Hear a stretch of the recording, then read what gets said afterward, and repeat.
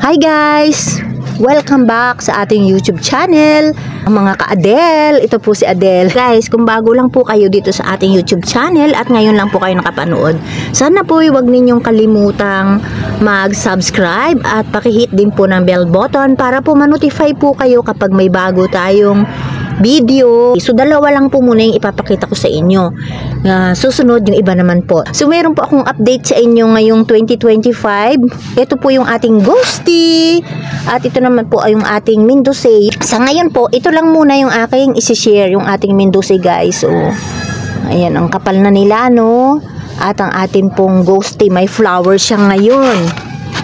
Ayan, kumusta na po ba kayo mga kaplantita, mga ka-Adel? Ayan. So, ito si Ghosty, may flowers ngayon. So, yung iba nating mga plan, sa susunod na po natin i-update. So, ito lang muna yung update ko sa ngayon. Kasi po, nagdadamo tayo kasi yung aking garden po, yung last na nating video, maraming damo yung ating garden.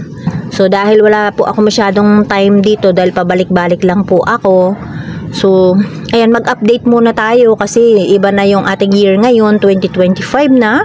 So, yun yung isinare ko sa inyo na ating moon glow nakaraan na pineste po ng snail. Kaya po nagkagano ng ating moon glow na dati napakakapal niya. So, napakaganda ng buhay sana noon kung hindi nababawasan siya ng mga dahon. So, update kay Ghosty at saka kay Mindosay. Dami nang naputol kasi nasasagi ko siya.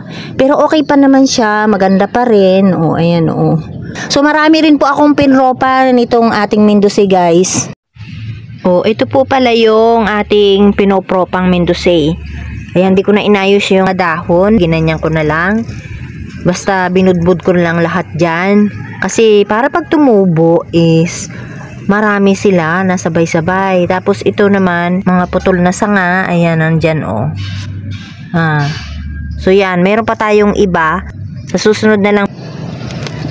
Kaya may mga putol na si Mindosay. O yung mga dulo, makikita nyo may mga putol na po siya. O, ayan, ang lalagas na. So ayan, ang ating Mindosay na malusog. Ayan, punong-puno na siya guys. O.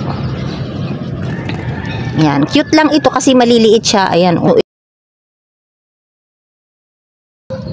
Ayan, namumulaklak na. Ilang bulaklak na yan. At saka, nire-repat na natin ng ilang beses dun sa ating mga nakaraang video. Ayan, lagi tayong mayroong repotting.